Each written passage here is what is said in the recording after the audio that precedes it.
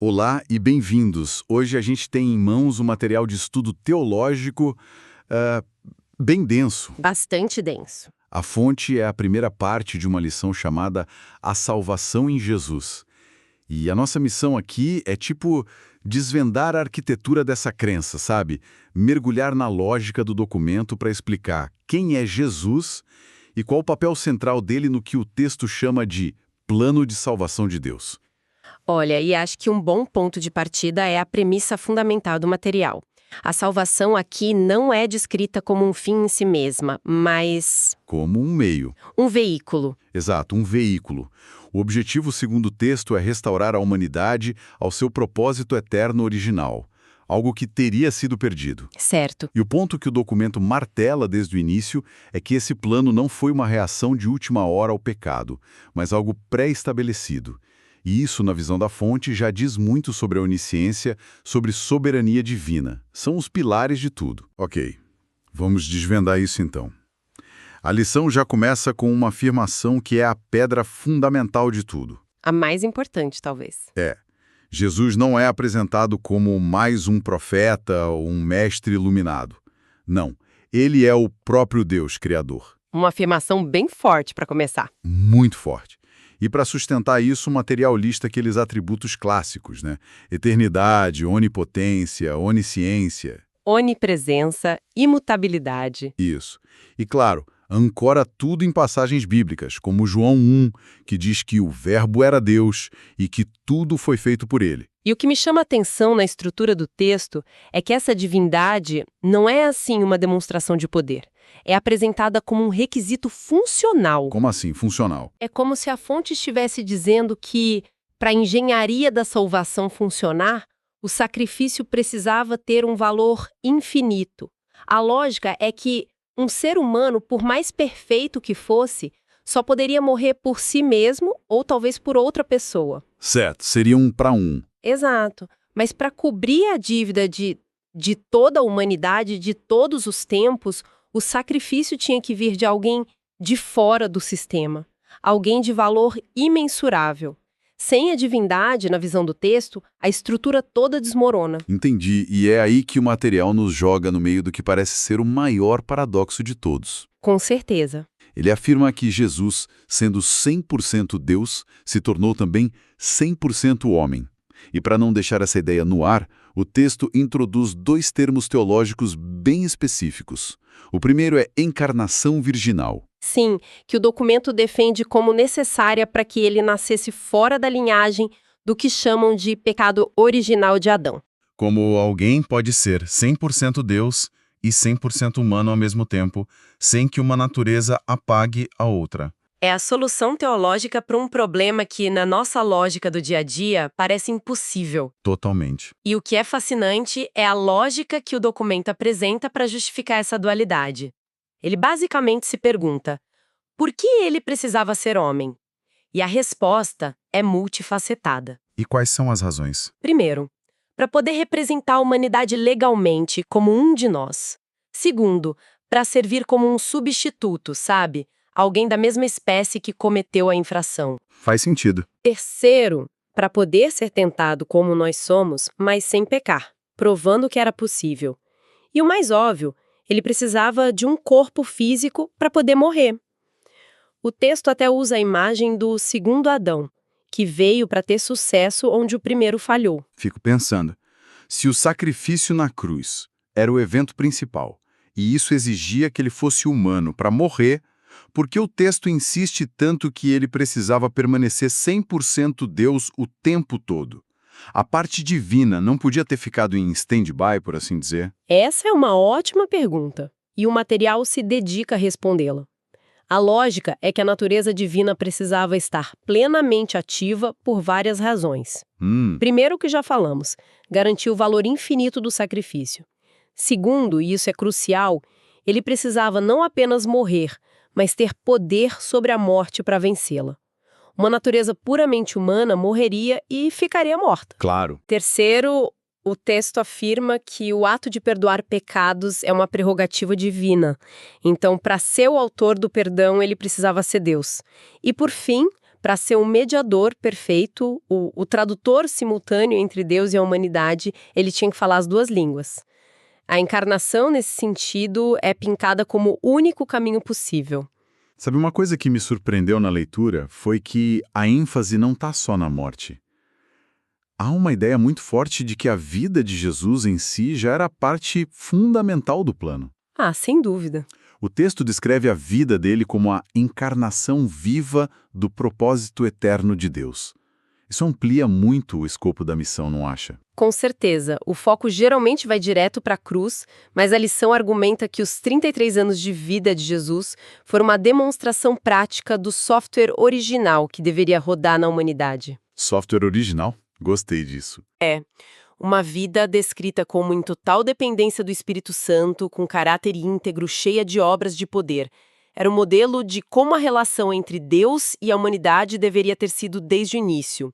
A morte dele, então, não surge do nada.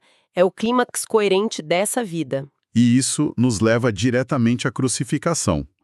O texto é muito enfático aqui dizendo que não se deve ver a morte de Jesus como um martírio. Isso, não como alguém que morreu por uma causa nobre. A expressão que eles usam é sacrifício substitutivo. Sim, e essa ideia de substituição é talvez o ponto mais controverso e central de tudo. O texto não está dizendo que Jesus foi só um bom exemplo. A imagem que ele pinta é a de um tribunal cósmico. Um tribunal. Isso, onde a humanidade é ré culpada. E Jesus não age como um advogado de defesa, mas como alguém que literalmente se oferece para trocar de lugar com o réu e receber a sentença. É uma afirmação com implicações jurídicas, não só morais. É pesado. Muito. A fonte cita aquela passagem forte de Isaías 53. Ele foi transpassado pelas nossas transgressões.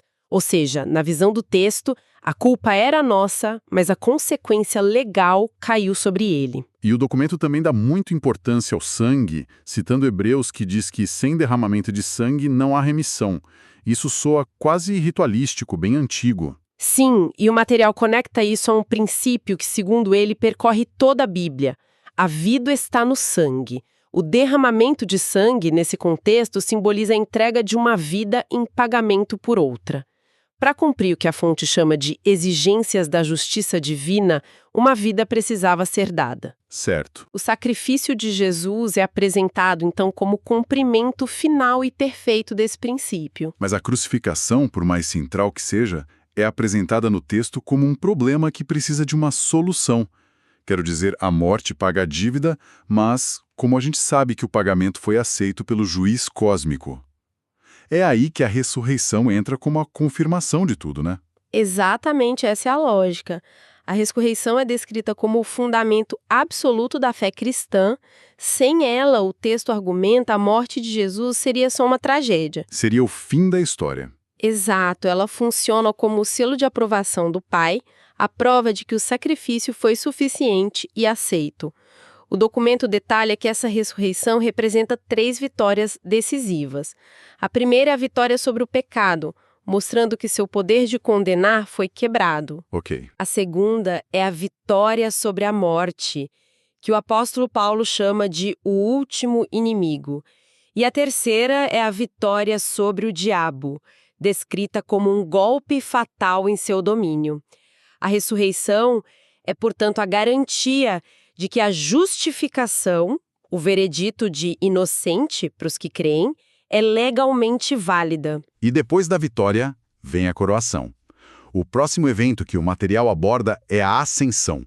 E a fonte faz questão de frisar que não foi um desaparecimento silencioso, mas uma exaltação pública e triunfal. Gosto dessa imagem, um rei vitorioso retornando para assumir seu trono. Exato. E um detalhe fascinante que o texto ressalta é que ele ascende e se assenta à direita de Deus, mantendo sua natureza humana, agora glorificada, unida para sempre à sua divindade. Isso é um ponto importante. É crucial na teologia apresentada porque significa que a humanidade tem para sempre um representante no mais alto centro de poder do universo. E essa posição de autoridade, como o documento explica, não é passiva. Ele exerce funções contínuas a partir de lá. E que funções seriam essas? A lição lista algumas. Primeiro, a de Rei dos Reis, exercendo autoridade suprema sobre tudo. Segundo, a de sumo sacerdote. Ele entende a santidade de Deus e a nossa fragilidade, e por isso intercede por nós. Mediando a relação. Isso. Terceiro, a de advogado. A ideia é que, quando falhamos, ele não apresenta desculpas, mas apresenta a si mesmo e seu sacrifício como a quitação da nossa dívida. E, por fim, o texto menciona a promessa de que ele está preparando um lugar. Apontando para um futuro. Exatamente. Então, como essa posição de autoridade hoje se conecta com o futuro? É aí que entra o conceito da segunda vinda. Sim. E o texto usa uma imagem muito poderosa para ilustrar a diferença. Diz que na primeira vinda, ele veio como o cordeiro sacrificial, manso para servir e morrer. Certo. Mas na segunda, ele virá como o leão de Judá, o rei vitorioso para julgar e reinar. É uma mudança completa de postura. E quais seriam os objetivos desse retorno, segundo a lição? São múltiplos, e eles concluem todo o plano. Primeiro, o que chamam de arrebatamento da igreja, o momento de reunião com seus seguidores. Segundo, para estabelecer um julgamento final, baseado em justiça. E, por último, para restaurar todas as coisas. Aí amarra com o começo, com o propósito eterno. Exatamente. O objetivo é levar a criação de volta ao seu propósito original, inaugurando o que a Bíblia chama de novos céus e nova terra. A fonte argumenta que essa esperança futura não é para ser uma fuga do presente, mas um combustível. Que transforma a vida agora. Isso. A ideia de viver como peregrinos e forasteiros e o uso da expressão aramaica, maranata. Que significa, vem Senhor. São apresentados como a consequência natural de quem vive com essa expectativa. Que jornada. Recapitulando o arco que o material nos apresentou. A gente partiu da identidade de Jesus como plenamente Deus e homem. Uma necessidade funcional. Vimos sua vida como a demonstração do ideal de Deus. A morte como um sacrifício substitutivo, uma transação legal. Aí a ressurreição como a prova da vitória. E da aceitação. E, finalmente, sua exaltação atual e a promessa de um retorno que vai completar a restauração de tudo. É uma narrativa muito bem amarrada, de ponta a ponta. E para encerrar, o próprio material nos deixa com uma reflexão que amarra o ponto mais sensível disso tudo. Uma das perguntas no final da lição é: por que Jesus teve de morrer e derramar o seu sangue? Uma pergunta central. A mais central. E o texto sugere que a resposta está na ideia de que a justiça perfeita e a misericórdia infinita de Deus se encontraram na cruz. É um conceito profundo. Ele propõe que, naquele evento, Deus não abriu mão de sua justiça. O pecado precisava ser punido. Mas, em vez de punir o culpado, ele mesmo, em Jesus, absorveu a punição. A justiça e a misericórdia se encontrando. Exatamente. É a tentativa de resolver o paradoxo de como um ser justo pode perdoar o injusto. Um tema que, sem dúvida, nos deixa com muito que ponderar.